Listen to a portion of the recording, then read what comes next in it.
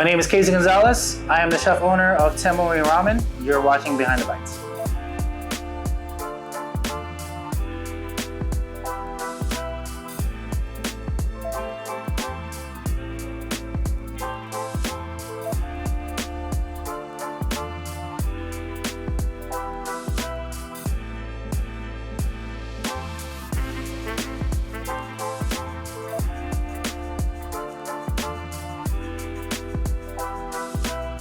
The exact restaurant that I am is called a ghost kitchen. You essentially come in to pick up or order food on the internet, and it will come to you in this little table in front of our door.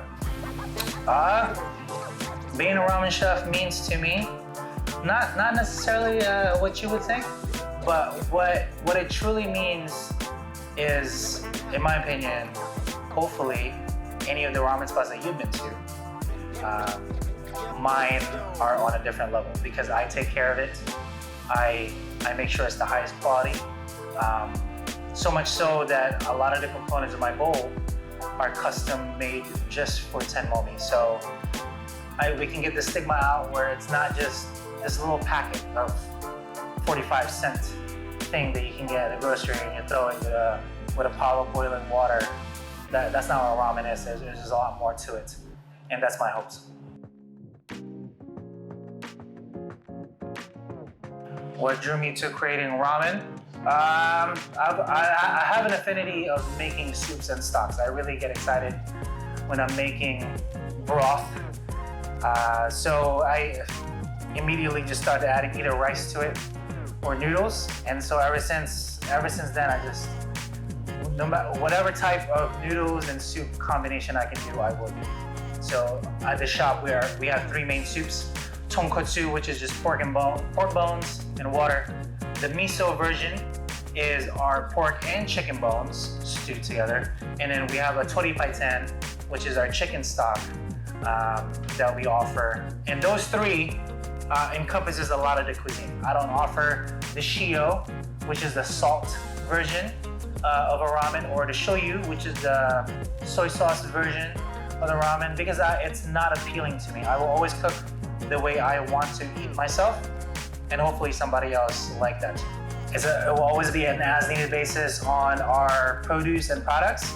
I like to source them myself, so in a general aspect, produce will be twice a week, sometimes 3 times a week. Any of our bones and stuff will be in bulk, because we have a big freezer here to the left of me. We order about 100 to 200 pounds of bones.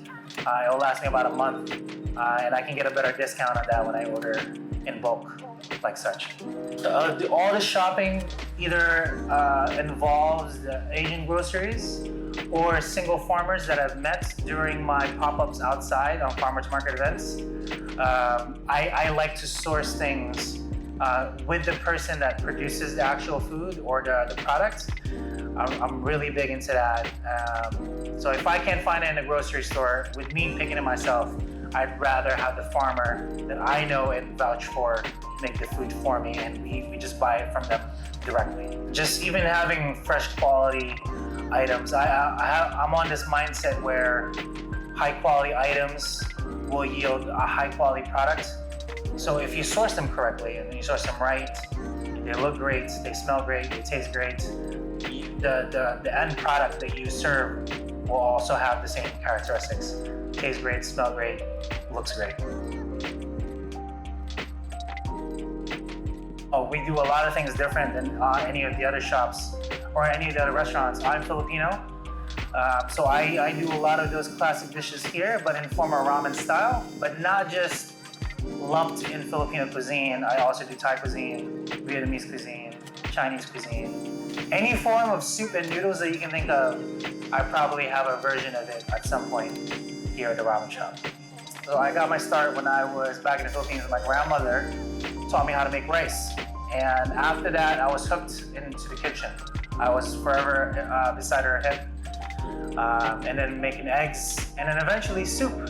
So the first dish that I cooked with my grandmother back in the Philippines was fried rice and eggs. And it was an ordeal altogether. We had a wok setup in our kitchen, and I had no idea what the motion was, but following her, she just You just kind of toss it like this. It's tough for a 4-year-old to do that, but eventually I managed to do so.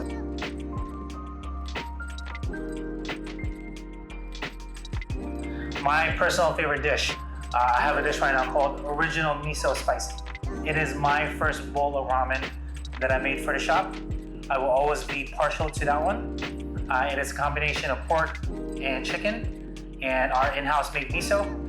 And I think it's my actual signature bowl, even though there is a signature tonkotsu in that lineup too. But the Original Miso Spicy is definitely my favorite and my go-to to tell you to order every time. You know, annoyingly so, the hottest item is the chicken. But at the same time, I'm glad to offer you my version of a chicken ramen, which is superior to anyone's. So instead of having a crispy chicken, which I cannot beat for some reason, why not indulge in a sultry, silky pork belly that's done and cared for over 8 hours? But it's the richest, velvety-est, most velvety. It's just so velvety into your throat, and it just gives you all the texture in the world. So hopefully I can change your mind instead of the chicken bowl into the pork bowl. What it has taught me is that it takes a lot more than what it did when I was running corporate running kitchens. However, the payoff is it's all me. I'm not working for anybody. I'm making the money myself. I can put in as many hours as I want because all the gain is for me and not for somebody else. So that's what it really has taught me. You should come eat at Tenmomi to have an experience and also to have some of the best noodles that you will ever have. I can tell you all the other spots that you've been to. I've been there myself. I often compare all of my foods to them, but I can guarantee you you've never had a bowl like mine. Tenmomi has the best ramen in New Jersey, period. My name is Casey Gonzalez. I am the chef owner of Tenmomi Ramen. Thank you for watching Behind the Lights.